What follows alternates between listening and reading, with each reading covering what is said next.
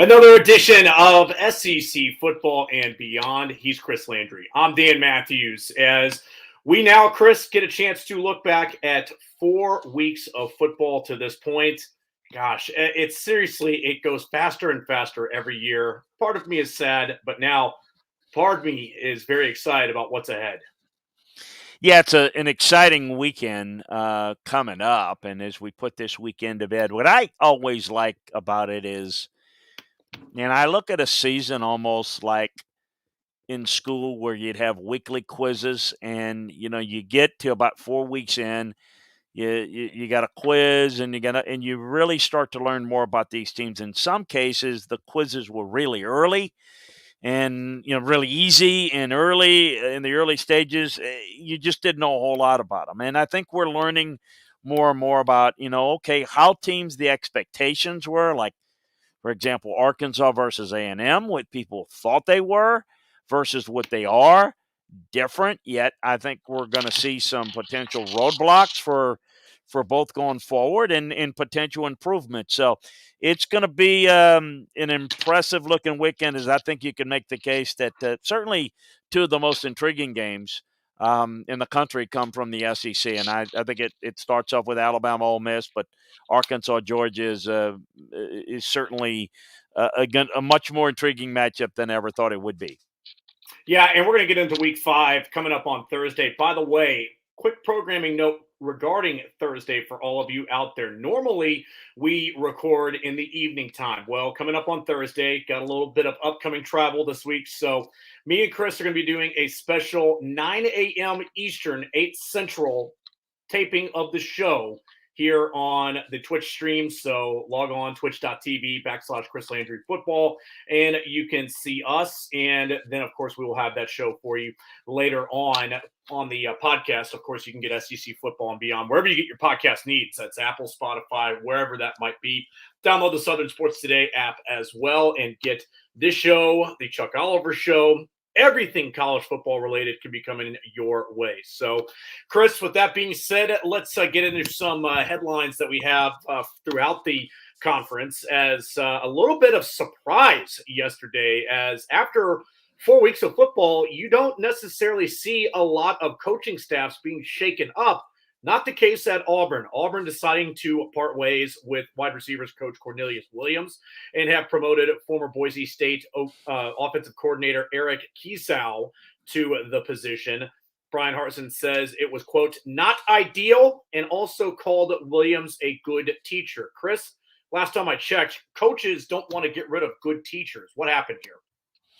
Well, the backstory is, he was encouraged to hire Williams, Auburn guy, part of the Auburn family. That was a big part of it. Good recruiter. The bottom line is that position's not being well coached. There are a lot of issues, and one thing about Brian's teams, they're always pretty tightened up in terms of how they're teaching, in terms of technique, and it just as simple as that. I think a lot of what happens, it happens everywhere, but Auburn has a unique, how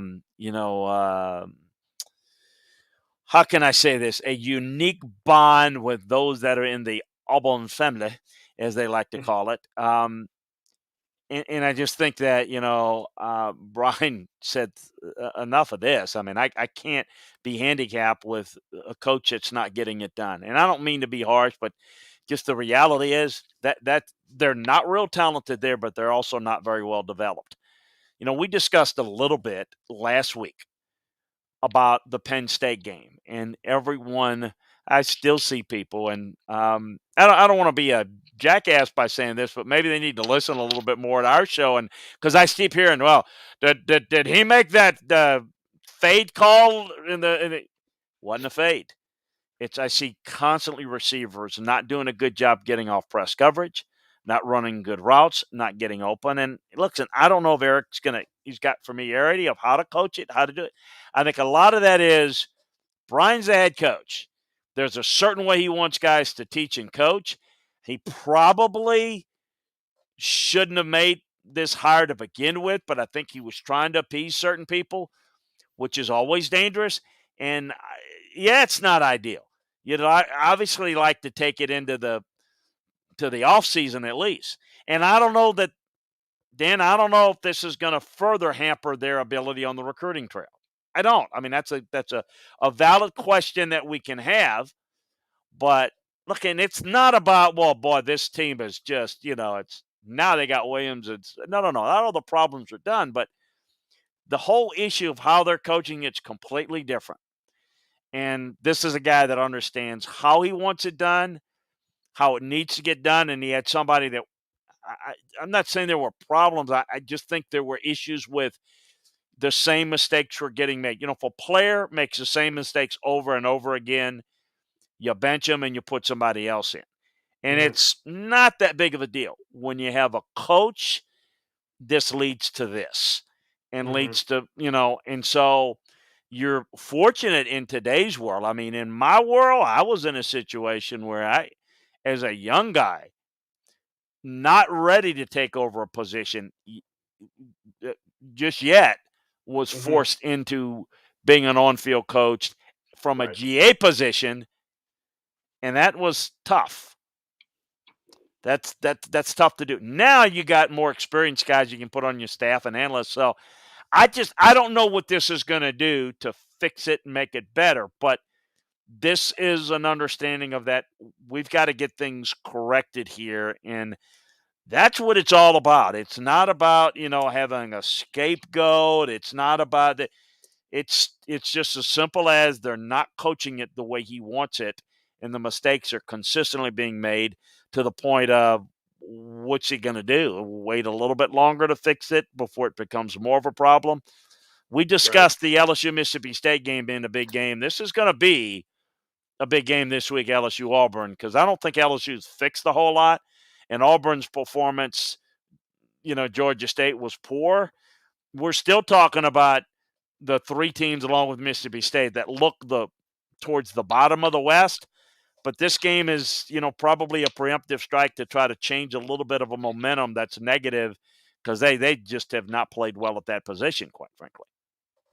Yeah, and as you mentioned about some other changes as well, we're going to get into it when we talk that Auburn-Georgia State game, because a change in that game might even be on the line this week when Auburn does travel to LSU and take on the Tigers. So we'll have to see how it all shakes out. That, of course, is the quarterback position, and see where they decide to go between Bo Nix and TJ Finley.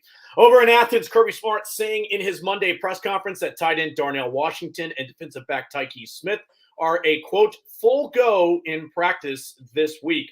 4 weeks into the season, Chris, we have not seen either player so far. On the offensive side with Washington, we have seen Brock Bowers really step forward and become a huge part of this offense. Might we see a kind of old school football here, but a lot of the success of this offense be predicated on two tight end looks? Oh, I think so. And I think it helps the run game, and it helps what they can do in the pass game, and it gives a little bit of a layered passing game look. This team looks really good. They haven't, we all thought they were going to get challenged week one. They didn't. And we see that Clemson's issues are bigger and worse than they've gotten progressively worse. But Dana, this Georgia team's playing awfully well. And I'm maybe as excited about this game this week to see Georgia get tested in a way that they have not before. I still like Georgia, and I still think they're quite a bit better than Arkansas. We'll get into that on Friday. But I just am really excited about the way Georgia's playing. They seem to be playing with an edge, an attitude. They are playing a lot of people by design and out of necessity due to injuries. And they're getting some of these people back, keeping them back and getting them ready. This is a nice little test. I think this is those quizzes I'm talking about. This is one of those a little bit tougher as it gets along. Little bit. Yeah, it's a little bit more midterm-ish. At least a quarter pole look to it, right? Yeah. And say, hey, you know what? Let's try to advance this a little bit. I'm excited. Again, what probably most excites me is each and every week when I go into the film and look, and as I watch the games live and I go back and make notes, and did the film tell me what I thought it would tell me? It helps. It gets me excited to learn something about a player, a team, a coach, or a scheme that advances my thoughts on them. I'm very curious to see where this Georgia team goes, just as I'm interested in seeing how Arkansas will play it. And remember, it was kind of the performance against Georgia that, at least for me, opened up my eyes that, hey, this Sam Pittman, this Arkansas team looks a little different. They play a little different. They certainly have advanced it much more, from a year ago. But that's where it all started, if you remember. And I'm curious to see how this plays out. But this Georgia team is, you can't look and you can only say, hey, do what you do, take care of business. Not their fault that Clemson is not as good as we thought, and that win doesn't look as impressive now. But this one will and would if they're able to take care of business. So I'm curious to see. Yeah, definitely going to be a good one to watch. And I know a lot of people really kind of bummed that it's a noon kickoff, but still, it's going to be there in Athens. Kegs and eggs, as they say, for this one. Is go out there and watch this one. Then you get a good one at 3:30 too with Alabama and Ole Miss. But again, we're going to save that for Thursday's show to get you ready for this weekend's slate of action. A couple of national notes here, Chris. Number one. A bizarre scene on the Ohio State sidelines in their game against Akron on Saturday night. Linebacker Kevon Pope has now entered the transfer portal after being sent to the locker room in their game on Saturday night. While in the locker room, he sent out a couple of tweets, one of which he later deleted. Yeah, he did. and also too tried to walk back saying, hey, apologize, all that, all these different types of things. Well, not good enough, because Ryan Day said, yeah, maybe you shouldn't be in this program anymore, but going to keep him on scholarship for the rest of the semester. Going to have all of the abilities to be able to access the facilities and everything there on campus in Columbus. But Kevon Pope is going to continue his college football career. He's going to continue it somewhere else. You always can. You start to reveal a little bit of what's going on when things don't go well.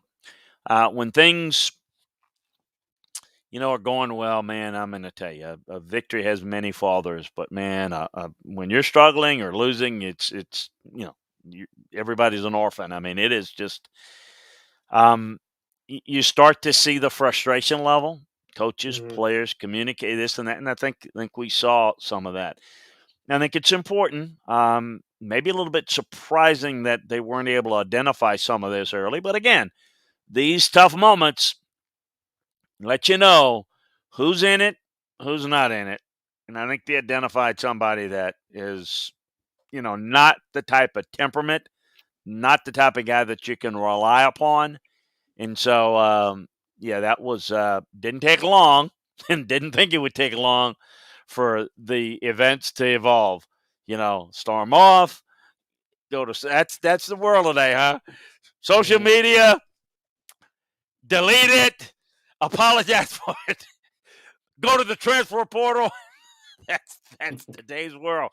It's a little bit different world than I grew up in. That's today's world, and no, that nothing about that was a surprise, was it? No, not good in terms of what he said about Ohio State, too, which, even though we don't have the FCC standards here, I'll just leave it up to your imagination. How about that for what he had said? But let's just say, if this were terrestrial radio, we would get fined for saying what he wrote.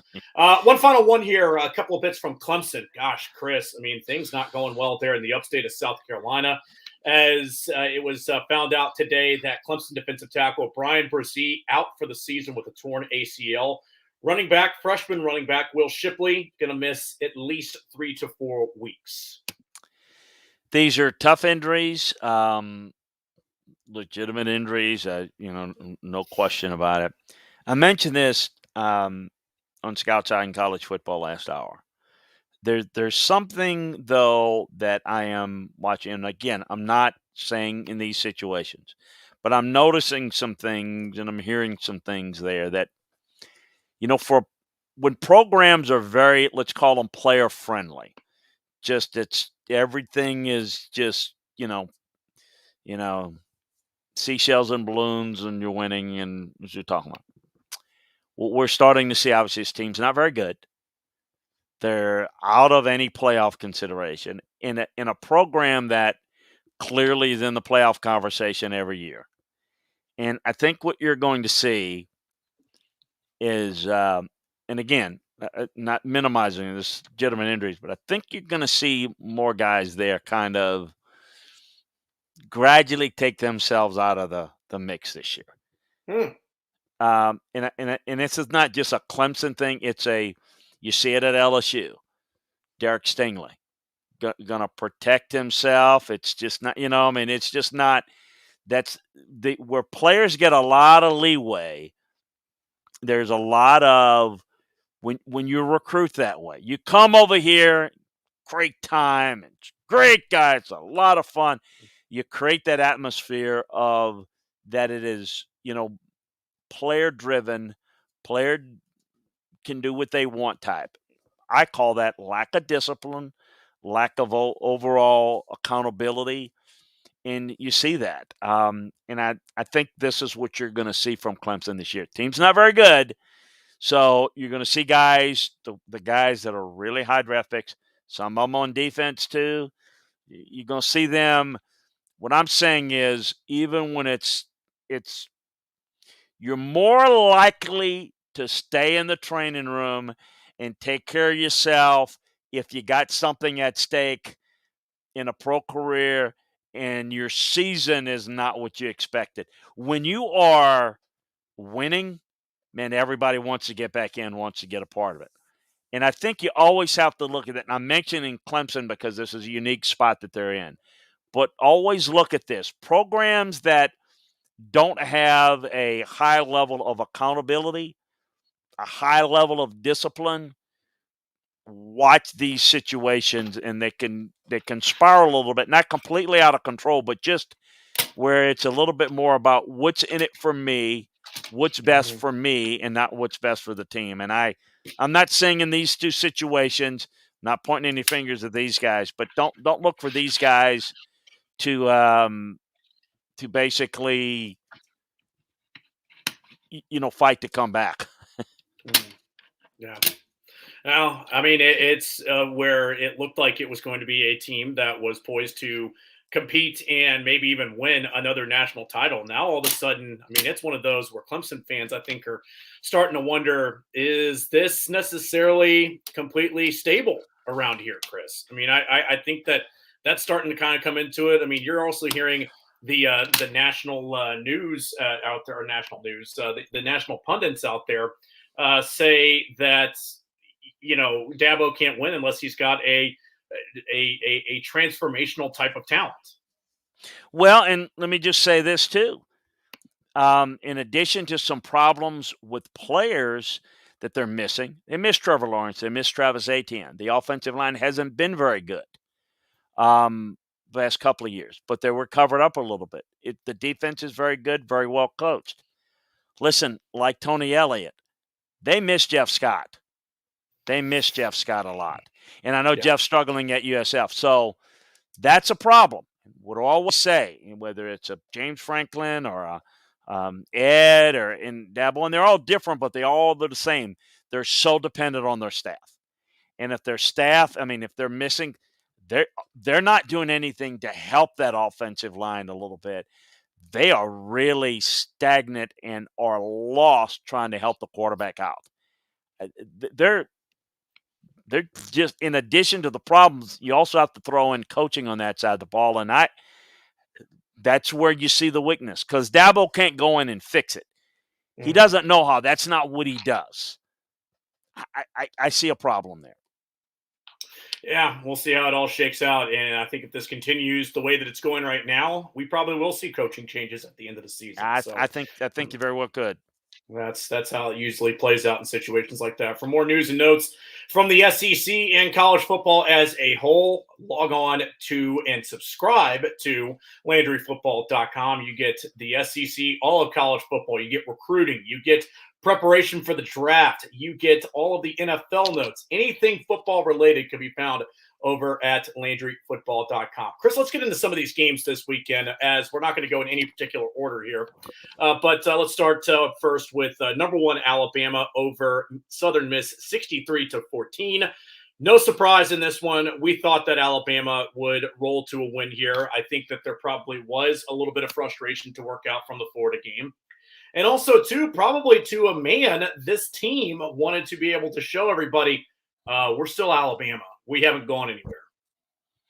Yeah, and, I thought, I think the focus and the running game needs to be there. They didn't have Brian Robinson. We talked about that. That probably wouldn't be the case. Jason McClellan, Rodale Williams, they ran over 200 yards, I think 23, 24 carries. So they got a lot of per average carries. They really worked the passing game, maybe a little bit more than I thought they would with the lead in the second half. I thought big night for Jameson Williams. What a player he's going to be. You're seeing the continued evolution of what they're doing with the tight ends. Latu, and yes, Mr. Billingsley is obviously figuring things right off the field. They are doing a really good job. So it was a good performance. Made big plays. I thought that they did a really good job up front. Certainly defensively, they played better in terms of the run fits, creating negative plays. They played a bunch of guys, which is good because it gives them more depth, which they're going to need more guys this week. I can't help but talk about this game and not factor in, and we're going to get into more detail, but throw in some nuggets. So Ole Miss's design, just by perspective, Florida ran 72 offensive snaps against Alabama. Jeff Lebby's goal every week at Ole Miss is to get 90 snaps of offense. Could just understand that. Well, how do you do that? Well, you have to have the ball a lot, and you have to have a quick tempo to get it in there. Think about that. So as I go forward, and yes, it was an impressive performance. And that's going to be one of my film room breakdowns in detail this week at Landry Football, and we're going to get into it in depth on Friday. But how does Alabama play this? Do they play shootout ball with Ole Miss like they did last year, and they want to shoot out back and forth? Because I think Ole Miss's offense is even better this year, and I don't think Alabama's offense is as explosive. But did they play it that way? And how much better is Ole Miss's defense? I mean, do we really know yet? I mean, they look a little better. I don't know if it's appreciably better. Or does Alabama try to compress this game a little bit? Do they try to keep those snaps in the 70 range by running the football, and how effective will they be running the football against Ole Miss? I think points will come out of the passing game early, but how will they play this? This fascinates me. This is what gets my juices going like an electric shock, Dan. It's I don't care who wins. It's just, how do you play it? It's a schematic game, and how do you play it? And I see what Alabama needs to do. In my mind, I see what Ole Miss needs to do. And I know both of these. It's going to be a lot of fun. But in this game, what it showed is just, a little bit of an attitude, playing a little bit better, and so on and so forth. But we all know this is the game that has been the focus for Alabama and for Ole Miss. It's going to be a lot of fun. A lot of fun. Yeah, it definitely will be. And from Saturday night's game, a couple of things that stand out to me. Number one, Jameson Williams looks like he is a difference maker for this team, not only in the receiving game, but also, too, in the return game. A couple of kickoffs returned for touchdowns. So that's huge for him. And in the receiving game, only one catch, but no big deal. It went for 81 yards for a touchdown. So he is somebody that definitely has showcased some big playability. And here's the other novel fact here, too. The starting quarterback played into the third quarter. Can't say that about the next game, because the next game we're going to talk about is Georgia taking it to Vanderbilt 62-0.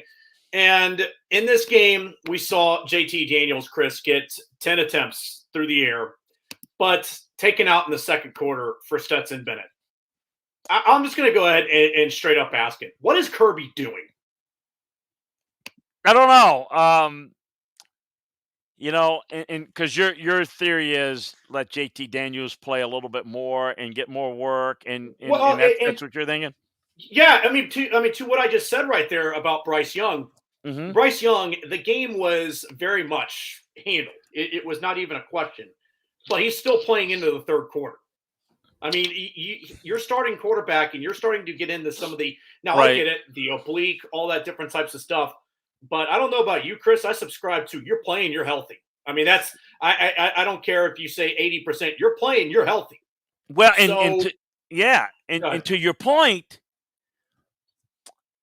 the, Alabama was able to play, like JoJo Earl and other guys. So that's the other thing you do when right, you play a lot of those young guys. You're playing with your first team offense.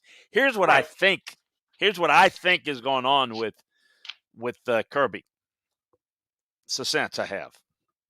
I think he believes and he's trying to prepare having two quarterbacks that he can turn to. That due to injury, due to ineffective play, that I want to have two quarterbacks. I don't want to have a situation. I don't think, whether it's the whole when he had go up against Jalen Hurts and Tua and the championship game. I just think it's just it's the only thing that makes sense. The injuries and maybe trying to bring him along, but you know, I kind of get the feeling, and I could be wrong, that when they get a complete clean bill of health, that depending on the game, we may see both of them. Now this week, I mean, I don't expect a big old lead to where you can do things. So I'm curious to see how that plays out. I think he believes that he's going to need two good quarterbacks at least that are starting caliber, that they can spread the ball around, throw it, be effective, have good balance. That's the only thing that makes any sense with him doing it this way. That, and again, maybe just being a little cautious with the injuries. The oblique, which, in fairness, could really flare up and become an issue, and could be an issue all year long if you don't get it enough healing. So that's my thoughts on it. I'm not sure that I would do that, but then I'm also not coaching those guys. Well, here's a couple of things though too to go along with what you were just saying right there. Is number one, then why Stetson Bennett? Because I know what the ceiling is with Stetson Bennett. You don't beat Alabama, you don't beat Florida. I mean, it's just that's the bottom line. He is good enough to be able to win you certain games. He's not good enough to be able to help you win those games. And those are the ones that you need to win if you're going to get to the goal that this team hopes to get to. The other part of it as well, you are inadvertently telling young quarterbacks out there, don't come here because you're not going to play. Yeah, I don't know of any other way to say it, Chris. That I mean, he's got some of the best quarterback prospects on his bench right now, in Brock Vandagriff and in Carson Beck, who, unless we were just being completely lied to all of fall camp, Carson Beck looked like the clear-cut number 2 quarterback on this team. And I don't know if it's just I believe in Stetson. Okay, fine, believe in Stetson, but you're also showing your younger guys, yeah, I don't believe in you and I'm not going to play you. So if I'm Arch Manning or anybody else looking at this situation, I say, yeah, I'm not going to go there because of all people who learned to change their offensive philosophy, the man who we thought was not going to do it in Tuscaloosa did. And you saw the way that he handled the quarterback position on Saturday night, where he said, you know what, this is my starter. I want him to get as many reps as possible. I want him to stay in the game. Then it will be time for Paul Tyson and Jalen Milroe and other players to come in and play. But I still want him to be able to get all these reps. Yeah, I mean, I would say that Saturday night, that game was a disaster. I mean, I was just Vanderbilt so awful. That game was the ultimate opportunity to, okay, if you like JT Daniels was sharp, outstanding, by the way. If you want to give somebody a lot of reps, you would think, hey, Carson, go ahead and take it.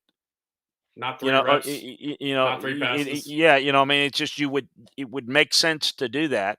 Now, what it tells me is they don't feel like if JT is not healthy or if he struggles, then it tells me what their plan is. That Stetson Bennett's going to be the guy that they're going to trot out to beat Alabama or to beat whatever. That's telling me what they're doing.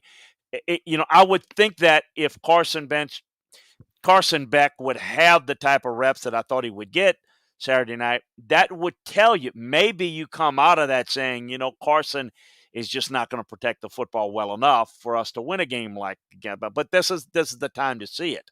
And quite frankly, I think we're kind of past the time to see it, because I think as you get into conference play, I don't think you're going to want to play around with that a whole lot. I mean, I think now is, against an Arkansas, against a Kentucky, against a Florida, I think you probably are going to want to play a Stetson Bennett if JT Daniels can't go, because I think you're going to need to protect the football, what have you. And certainly Carson Beck, I don't think is certainly being prepared or certainly going to be ready to take that step. I mean, so that's what it tells me.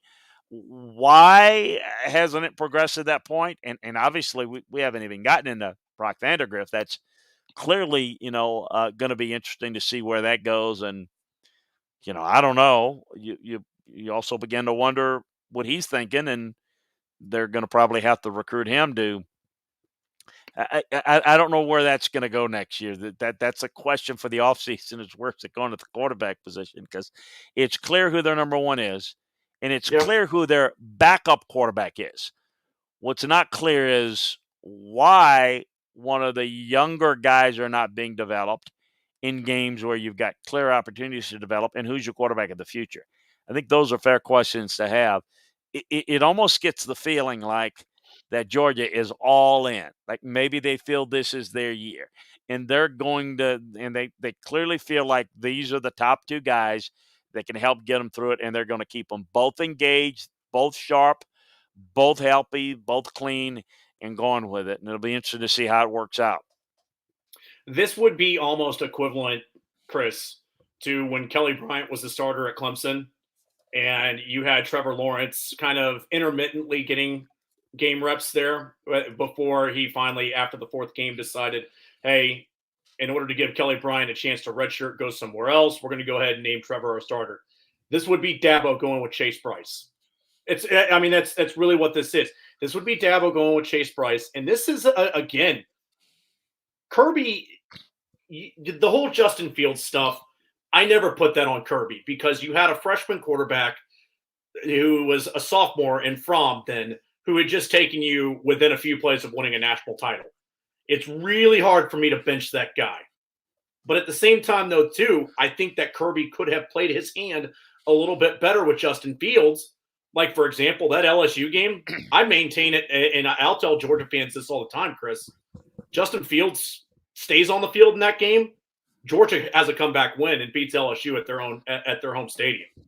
But then they decided after he had just taken them down the field and looked absolutely sharp doing it, well, let's go back to Jake because he's our starter.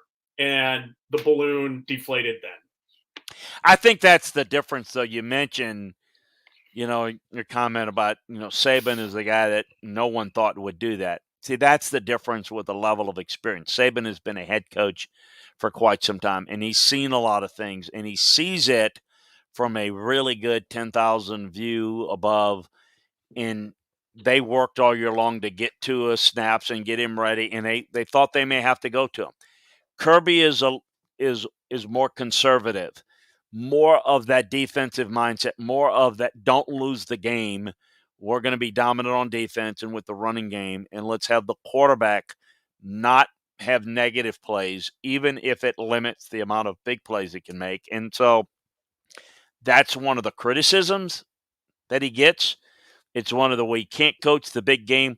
I don't think it's the big game decisions, and you can pick and choose this fake putt or that. You can do that, but it's really more how they prepare it. And I think how he prepares it, it opens up room for criticism, or room for evaluation and maybe criticism. And it's going to be interesting to see. But to me, Stetson Bennett's like that experienced backup in the NFL that can hold things over.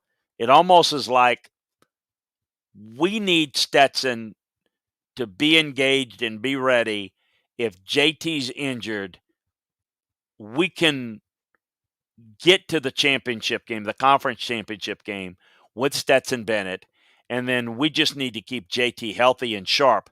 because we're going to need him. He's the guy that's going to be potentially good enough for us to win the SEC championship game. But if he gets injured, then I think, they're looking at Stetson as he's good enough to win most of the games on their schedule. I don't think they say it that way. I don't think they enumerate it that way, but I think that's how they're playing it. That's what their moves suggest to me. He's Brian Hoyer. He's Ryan Fitzpatrick, basically. I mean, like you said, at the college level is very good. Very good. We'll protect the football when plays are there to be made. When you overplay the run, you get good matchups and coverage. Some easy throws he can make. Absolutely. Against a really good defense, I don't know. I don't know that he'll be good enough. Maybe this year he might be because Clemson's not going to make it. No, that Ohio State. I mean, who knows? They may be good enough. Kirby's not thinking that because he's not studying the rest of college football. You don't know who's going to be really good in December. But you know what? They might be good enough with Stetson Bennett to win it.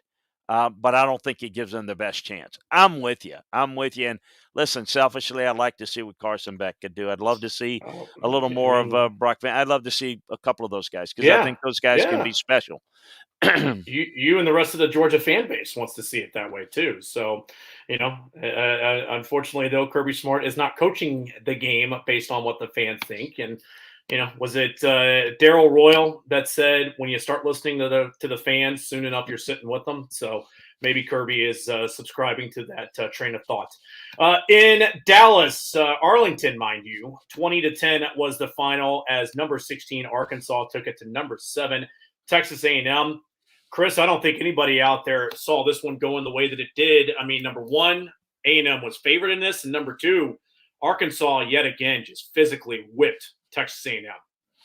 They're so good at the line of scrimmage. What I was really impressed with the big plays, I thought KJ Jefferson really made big plays. He had 202 yards, 2 touchdowns, really played well and tough injured. He finished the game. He ran down the clock, got a first down. Really, really impressive. I think that's where you really start to win over the team. Not that he hadn't before, but that's when you really start to establish yourself as the leader. They were able to close out a game and with toughness, and they just exude toughness there. It's 4 weeks in a row that defense has played lights out. They played that little, that the 3-man front. They did a good job of 3, 4, and some 5-man pressures. They did a really good job though with the 3 safety look. They dropped the linebackers and closed down the passing lanes. Talked a little bit about it on Friday, and we talked about it on Landry Football a bunch. That's how Barry Odom was going to play it, going to narrow those throwing windows. And let's just call it what it is. They controlled the line of scrimmage and really caused problems for an A&M offensive line that has not played well at all. They did not block Colorado well. They did not do a good job against New Mexico, and Arkansas made them pay. They were just that much better. I think they could line up and play 5 more times. I think Arkansas is still the better team right now. This team, not the program. And one of my conversations in the last hour in Scout's Eye was how the overreaction is, though. It's like, it's just Jimbo can't do it. I mean, it's just second year. Sam Pittman's making $3 million, Jimbo $9 million. Arkansas. Okay, Arkansas is a better team right now. Why? A lot of guys came back. They've got some transfer portal impact. They're tough. They're physical. They're well coached. Let's as Parcells used to always have a little say, a guy have a good game. Let's not put him in the bleeping Hall of Fame yet, all right? One good game, that's fine. Look, Arkansas is surpassed already what my expectations were. There's no doubt. They're better right now. This team against this A&M's teams, as they're both currently are, they're better. Doesn't mean the program is. I don't know that Arkansas is going to have that much success against Georgia. We'll see. Ole Miss, they played Ole Miss very well last year. We'll see what happens this year. Still, if they go 9-3, that is, I thought this team had a 7-5 looking schedule for me. So they're going to be better than that. but let's not, I can already hear it. It's already sense it. They're the team now.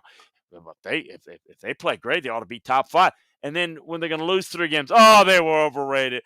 Well, people just overreact. My You can't God, have it both ways. I just want to slap them. It's like, look, the quarterback is tough. He's smart. He's instinctive. He's a leader. He's effective in the run game, and they force you to overplay the run. They force you to defend that extra gap. They get good plays in the passing game.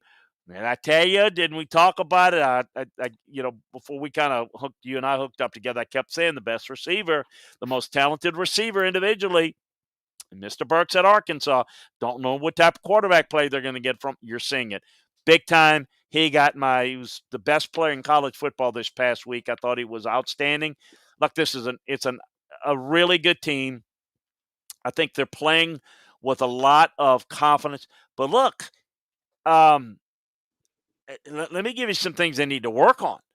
There's still way too many penalties. Way too many penalties. A lot of problems there. So I just think that there's a high expectation for A&M.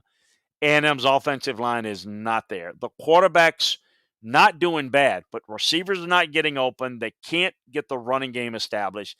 That's the issue there. And look, not excusing Jimbo. He gets paid a lot of money. He's got to fix it. But the whole, you get the A&M perspective. Well, they weren't ready to play. No. They're just not as good as people thought. People think when you read in 10 preseason magazines that A&M's ready to finish second in the West, that something's wrong. They just are a little overrated. They're just not as good. How much better, Dan, can their offensive line get? I don't know. But, I don't like their chances against Alabama. I don't like their chances. I'm talking A&M now. I don't really like their chances against Ole Miss. Look, I think there's, and that's going to be very disappointing because, the $9 million man, because they pay him $9 million, he's got to win the national title, damn it. Because I don't know if you knew this, but they finished strong last year, which if you finish strong last year, you don't start. Oh, you have to go to the playoffs this year because that's the way it is. I read it in a magazine somewhere. It has to happen, Dan. It's not the way it works. This is a good team and a good program, but it's just not quite where they need to be in those spots yet. And I'm curious to see how they develop. And Arkansas is getting all the love. And I'm curious to see how many people jump off the ship when they end up losing, like 3 games, maybe 4, but probably 3. I still think it's a remarkable season. And we'll see how this plays out. I tell you what, though, I'm curious to see what this does. Is how sustainable is this? Sam, are you going to be able to really? You just hammered A&M. You just hammered Texas. You need to be walking big. With one of those yes sir and a big old hog hat that everybody. You need to be walking. You need to get you some good old big stepping boots and walk into Texas recruiting and start to take advantage of this now. Yeah, he's definitely got the scoreboard, and I'm sure we're probably going to see a recruiting graphic somewhere along the line of the Texas State Champions or something along those lines. If I were them, I definitely would if they haven't done so already. Let's move over to Gainesville as number 11 Florida taking it to Tennessee 38-14. 2 weeks in a row, we've seen good things out of Emory Jones. And all of a sudden, Chris, when people had questions about would he be able to hold on to that job, I think they're seeing now that not only can he hold on to the job, he can do it at a high level. Yeah, and again, this is one of the things we're just talking about, all these teams and players. It's about consistency, right? How consistent can you do it? Is there a pattern? And just because you do it for years and years doesn't mean it's going to always work out that way. But, I've seen Dan Mullen do this a bunch. He really can put a player in a position to be successful. Emory Jones, we forget this, is only like his 5th start. People decided, based upon a few highlight plays that he wasn't a starting quarterback. He wasn't good enough. And, the guy that coaches him every day probably has a better feel for it. He's really comfortable. He's really playing well right now. Was outstanding. I'm looking at some of the notes I'd taken during the course of the game. Look at what they're doing, how well they're running the football. 9 receivers caught balls. So they're spreading the ball around. People are having to play that extra gap, defend the run. Really, really good. Unbelievable. They have, I thought this game might be a challenge for Florida's defense, and Florida's defense did a really good job. Gets a lot of criticism. Give the guy credit when he deserves it. It wasn't a great first half defensively. I thought they gave up some plays, made some really good adjustments in the second half, basically shut out the Volunteers in the second half. They gave them 14 points to an offense that's been really good, scoring like 42 points a game. And I know it's opponents, it's all relative, but they really did a good job of shutting down a very good offense that can score a lot of points. And Emory Jones has found his comfort zone. He's, a big-time leader. The players believe in him. I think the receivers are starting to grow up. They need to be a little bit more physical on the ball because I think there are more plays to be made in the passing game. The offensive line, albeit against not a very good defensive front, getting better, played better and better. I thought they did a good job. So making good adjustments offensively and defensively. Special teams, pretty good job. I thought the interior of the defensive line still got some issues. Young guys in the secondary got some work. Florida team's pretty good, and they're very well coached. And I was very impressed with what they did. And I think we saw from Tennessee's standpoint how far away they got to go. Over on the Plains, number 23, Auburn 34-24 over Georgia State. At first, you read that and you say a little bit closer, but still the better team won. They had to come back late on a fourth down and score a touchdown to go ahead at that point, and then have a pick six to be able to put it away. And also, too, Chris, the other storyline in this, we got the first look at TJ Finley in an Auburn jersey. And during his press conference on Monday, Brian Harsin saying it has not been determined yet who is going to be the starter for the game at LSU. If nothing else now, there's at least a full-blown quarterback competition in the season. Well, I think if I were Brian, I'd certainly keep that in doubt outside. I think inside, whatever they're going to do, I'm sure that you're going to know the team will know by the first team reps, and I think they'll have an idea who's going to start. I am a little bit concerned about Bo Nix. I do think to this point it's a lot of his surroundings and the comfort level, and in the past and the protection problems. He just had a bad case of pocket lock against this team, and it was very, very surprising.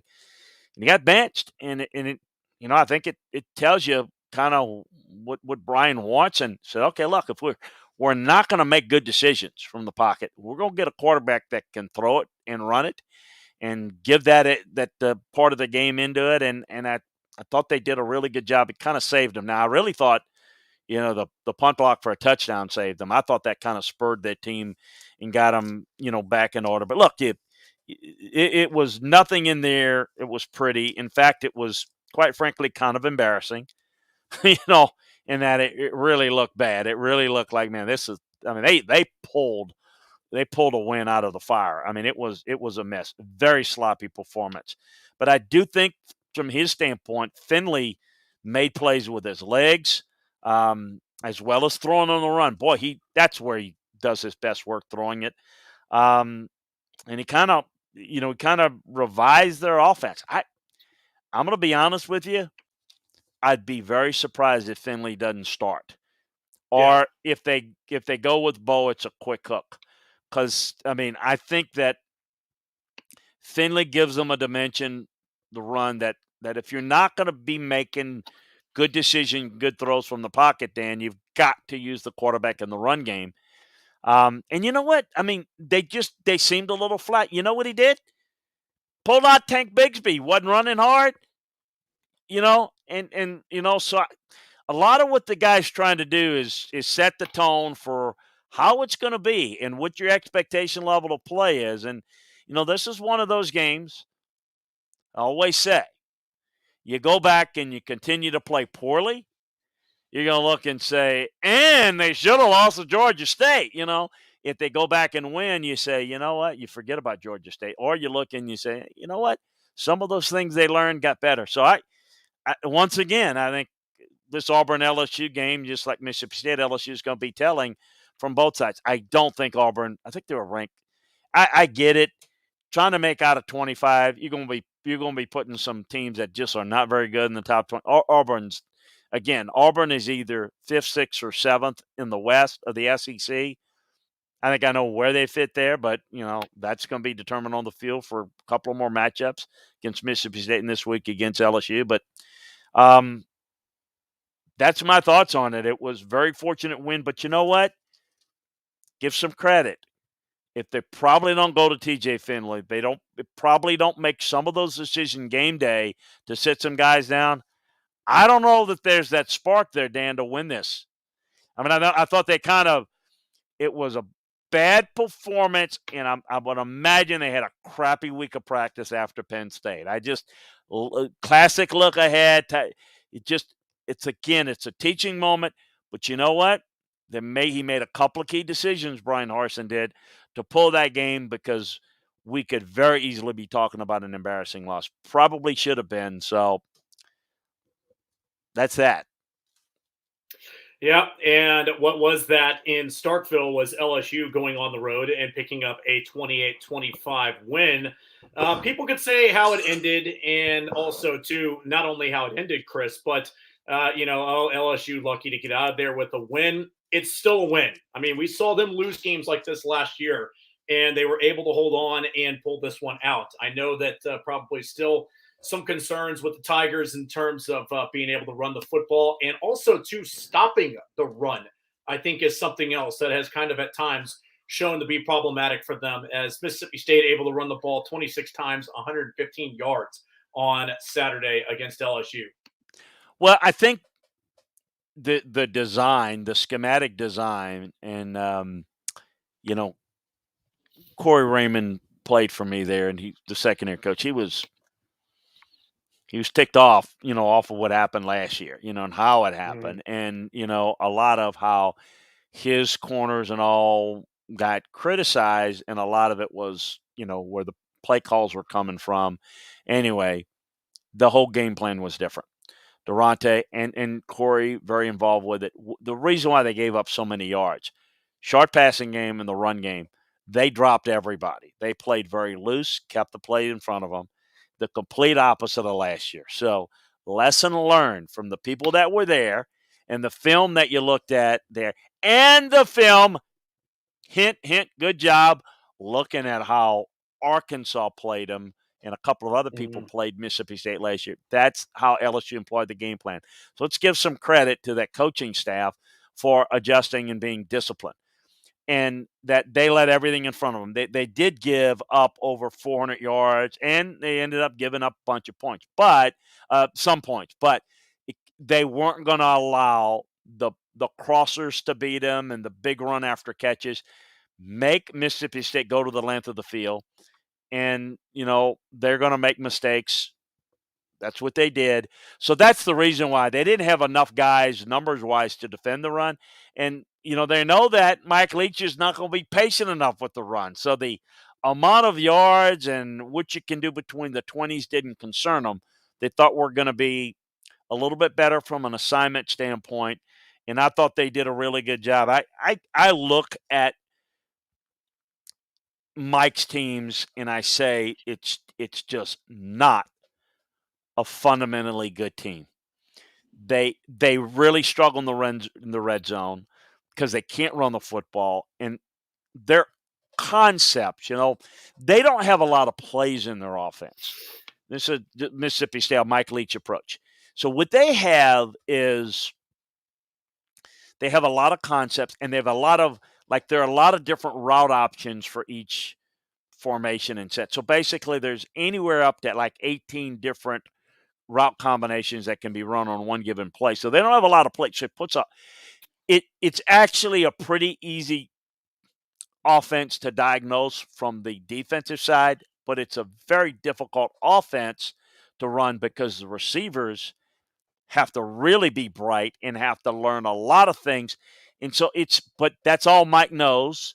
It's what he believes in. He's stubborn, yes, but he also is not, he doesn't know enough about other offenses to take that on. And he's not the type of guy that's going to give away control. He's not that type of personality. So I think they're always going to be limited.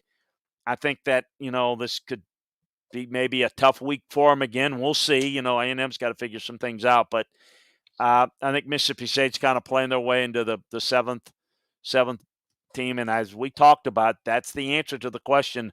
The loser is going to have a lot of negativity, and particularly as it relates to Mississippi State. Now that we know the loser of this game, they lose again this week. They got Arkansas. You got Alabama. I mean, you know where we're going with it. And, oh, by the way, you got that other team up north in your state that's a whole lot better than you are.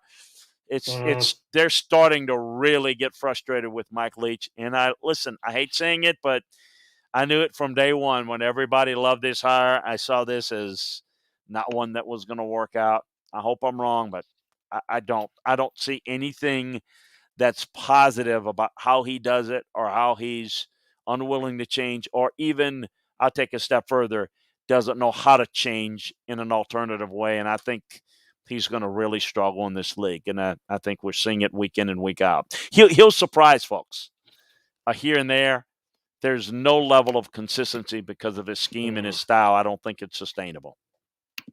All right, let's go on the road to Boston College as BC, and I know you're a big Jeff Hafley guy, 41-34 win over Missouri. I think a lot of people saw Missouri being the better team with the opportunity to win this one, but instead it was Boston College, 4-0 Boston College now, going to Clemson this week. Got a chance, to tell you what. I mean, everybody's got a chance against Clemson. Who would have thought that? But this Missouri team is more the same. They can't stop anybody defensively. They can't get off blocks. You can run the football at them. You can throw it on them. BC was able to run the football. I thought both of their guards were outstanding in this game. This is a team, keep in mind, they're doing this with a backup quarterback. If Jacobic's in there throwing the football, how much better it would be. They ran the football very, very well. Outstanding. Basilic made a couple of mistakes. That's all they needed. I thought BC did a really good job of bottling up the run game with Tyler Batty. Really good performance by BC. I think this was, I thought there was a little bit conservative and maybe lack of confidence by Drink on a couple of plays in a close game. Fell behind the chains. I don't think he managed things all that well from a clock standpoint in certain situations. Like, they had a chance to win it. It wasn't a real good game for Drink. Pre-game, post-game, I don't know why he felt the need to say what he needed to say. I think that could have been handled behind the scenes. Don't want to go play there in the future. Every right to say, hey, let's not do that. But you just gave bulletin board material to a team that's pretty good, and quite frankly, you're not good enough to be given bulletin board material. I don't think anybody's good enough to do. I don't think anybody should do that. But you sure as hell is not. Your defense is pretty weak, and I got to tell you, I just, I think one of the more intriguing games this week is who the hell's going to stop the other one this week in Missouri, Tennessee. I would think Missouri can get it done here, but this defense is really poor, and I think Elijah's kind of had his comeuppance this weekend. Yeah, it did not go well for them. And you're exactly right. I mean, like I said, if you're somebody other than Missouri, I think that you can possibly say that. But there are a few programs in the SEC that you do have to go on the road. Missouri is one of those programs. Alabama doesn't have to go on the road. Florida doesn't have to go on the road. Georgia doesn't have to go on the road. You're not any of those teams. So I'm with you on that. I think that if nothing else, it was just really kind of a foolish thing to say. And I'm sure he probably would agree with it now, too. I mean, I think if nothing else, Eli Drinkwitz has shown that he's rational if nothing else. So we'll see how he handles this situation in the future. One final one. Kentucky, your lock this weekend, Chris, being able to cover this one as they were a 5-point favorite. Well, that lock was a little shaky for a little bit of the game. but they are able to finish off with a 16-10 win over South Carolina. The Wildcats now 4-0 on the season. Well, that's bad on me. Bad scout, because that's 3 weeks in a row. What's going on with Kentucky, Dan? That's 3 weeks in a row. They are turning the football over left and right. I mean, they kept the aforementioned Missouri in the game. They kept Chattanooga in the game the entire game. And this South Carolina team, which I thought they were I thought they were at least 2 touchdowns better than Missouri, at least 17 points better than South Carolina, and even more than that against Chattanooga. Why are these games close? They're turning the football over. Ball security issues. Now, get this. They got all of Chris Rodriguez's fumbles. They got them back. They didn't lose them. But they're putting the ball on the ground. Josh Ali gave away 2 fumbles. They're leading the league in turnovers. Kentucky, Mr. Developmental Program, do all the little things right, is the sloppiest team. I mean, Will Levis is all of a sudden a turnover machine. Now they can't stretch the field. I mean, it's just because they're turning it over. Now, Wan'Dale Robinson's still a big-time playmaker. Defense just saved the day. They're just rock solid on defense. I mean, at this point, the thoughts about them competing against Florida, forget about it if you can't protect the football better. I don't get it. It's not the, okay, well, it's 16-10 or this. It's the fact that they're consistently doing, okay, made mistakes against Missouri, sloppy performance against Chattanooga. You think they're going to clean things up, go on the road and beat South Carolina. At this point, there's some bad habits that are creeping in that they've got to figure out. And I don't know that you quickly flip the switch on this, but I will say this, that they're going to get their comeuppance and get whacked by Florida if they turn the football over. Because you give Emory Jones enough chances, even against this good Kentucky defense, you're not going to be able to match up. And you're going to make it easy for Florida's defense. If you're turning it over, you can't throw it deep. I mean, you're really Will Levis was off to a good start, but got some real concerns there. Really bad habit of turning it over. But the defense has saved them. That was probably the biggest surprise, in that they just continue to turn it over. But I don't know. Based on the past 2 weeks, I'm just an idiot for not thinking that they were going to fix it. No, you're being too hard on yourself. It's on them. It's not on you. No. All right, it's on me. No, we won't be so hard on you, Chris. Let's close it out with some mailbag questions, because Chris, I think we got some really good ones here in the comments section. I want to start first with Rock Westfall. LSU game was on mute, but I noticed multiple times seeing Ed Ogeron screaming tirades. Hot seat or more to it? He usually is. That's usually what he does. He usually hollers. And when things are struggling, there's some of that's pressure induced. Some of that is, you got to fix it. So being active, when there's a little bit more pressure, he tends to kind of speak out a little bit more. Mostly what he does is just kind of, motivate his team from the sidelines. But I think what you're seeing is I think it's a combination of that. I think you're on the right track, but he's done that before, particularly when things have gone bad. Look, he's had a nice stretch where teams hasn't been really good the past 2 years, and you see that a lot. Not so much, more of the outward exuberant cheering, in 19 when things are going well. So I think it's more of that's his personality. And, he's not a really engaged, can fix it with in-game strategy. So he plays to what his strength is: motivating, challenging, get guys engaged in the moment. That's what he does. Another one from Rock Westfall, and it is, I have rarely seen a more unimaginative offense than Mississippi State. They throw for 400 yards. It's all about nothing and a bore. Leach has failed to evolve. What does it take? A firing? Well, as I mentioned, we discussed Leach. I think with Leach, he knows what he knows. This is the system he learned. He's not from a football background. He never played the game, which that's okay, but it's for somebody like him. He's a very bright guy. Just he's got a lot of interests, reading interest. He's not a football savant. He's a guy that likes his system. He learns his system, and that's what he believes in. And he's not. What do I always say? Systems don't win. You have to evolve the ability to create a system and evolve your system, change your system. That's what good coaching is, because football is nothing if it's not a constant evolving.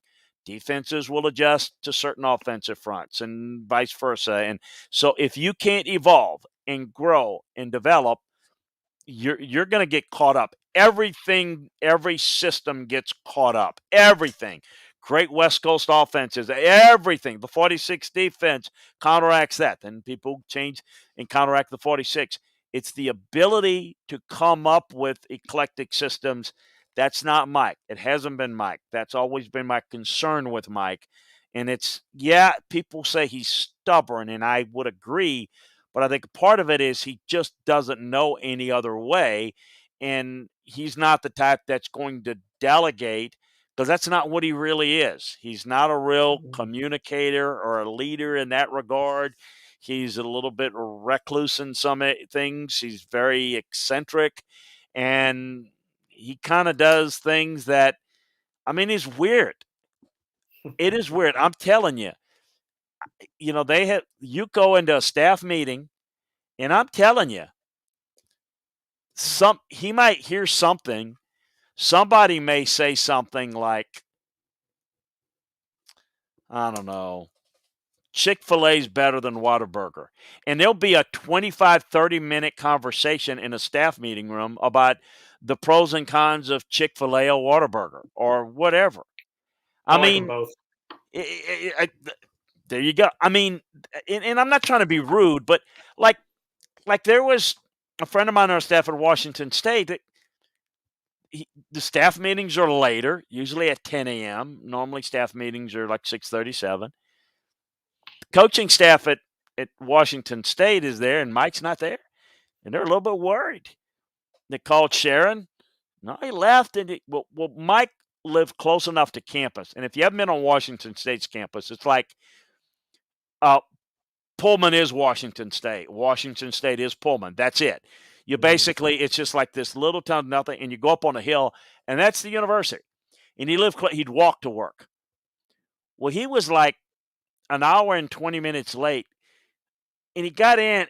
Not only was he late, but he was saying he was walking, and he saw this big raccoon, and he just got a wild hair that he was going to follow the raccoon to see what. So he followed him deep into the woods. 45 minutes just to see what he was doing, what he was going to eat. Was he going to climb the tree? Was he going to go? It's like he's a different dude. He's a different dude. And, people love that in the media. The eccentricity, they love that. But, again, as smart as people think, as smart as he is, I think people think he's this genius football guy. His offenses are very simplistic. They can be difficult, as I said, for his players to pick up, and yet not that difficult to diagnose. But yet he gets the right matchup. He could pull an upset, but I don't see consistency there. So anyway, that's a long-winded answer but that's kind of what I see with him. On Georgia, this from Woodshed King, is Kirby allowing Monken enough freedom to run the offense, in your opinion? I think so. I'm not in. Yeah, I think he is. I think they're evolving. I think he has freedom. I'm sure there are probably things that Monken would like to do, but part of that is the head coach to be smart. The offensive coaches want their offenses to shine. Defensive coaches, the head coach has to do its best for the overall team. I would say absolutely yes. And another one, too, from Woodshed King. Do you attribute LSU's O-line play to more of a lack of development or poor evaluation in recruiting? The players are not as good. They haven't recruited as well, not evaluated as well. That's been the biggest issue. I do think there's some things that they can do to help the offensive line play, but keep in mind too, they don't have a special running back either. So that hurts their running game when at times have some run creases and you don't have guys that can make hay with it. I think so it's a combination of all those things, but in that order, that's how I see that to the answer to the offensive line issues. All right, a couple more before we send you off until Thursday. Spartan Barton, happy birthday to Mrs. Spartan Barton, by the way. Clearwater. I'm a huge Clearwater guy. Happy birthday. Yeah, Shepherds and Krabby Bills. Those are my spots there in Clearwater. But his question, what surprised you more, the Clemson loss or the Arkansas win? I can't say that I was overly surprised about. I would say that the Clemson loss, although we talked about that being a real possibility, I wasn't overly surprised. I thought both of those could go exactly the way they went, but I would say the Clemson loss a little bit more. And one final one from beyond, the Ohio State quarterback situation. Is there a new starting quarterback there, or do you think it's still C.J. Stroud's job? No, it's C.J. Stroud's job. I mean, that was the plan due to injuries to go ahead and play both the guys, Miller and McLeod, but it's C.J. Stroud's job. He's going to have to play his way out of it, and I don't think he has. All right, that's going to do it for us here on the early week edition of the show, the week 4 recap edition of this show. Reminder, programming note for you out there. Set the alarms. 9 a.m. Eastern on Thursday is going to be the recording time for the later in the week of the preview of week 5 in college football. So we're going to be coming your way 9 Eastern, 8 a.m. Central is the way that you can find us. Hit us up with your questions as well on Twitter. I'm at Dan Matthews, ATL, 1T in Matthews. He's at Landry Football. And of course, too, if you have not gotten a subscription already to LandryFootball.com, do so. Check out the podcast. Tell everybody about the podcast, SEC Football and Beyond, available wherever you get your podcast needs. Chris, that's going to put a bow on this one. I will talk to you as we're both going to be drinking our coffee on Thursday, getting ready for an amazing week 5. So looking forward to it. Yeah, a lot to break down. Jonas, folks, you don't want to miss it. Remember, as Dan said, we're going a little bit earlier, so we'll do that on Thursday morning. Take care, everybody. He's Chris Landry. I'm Dan Matthews. This has been SEC Football and Beyond. As he said, take care, everyone.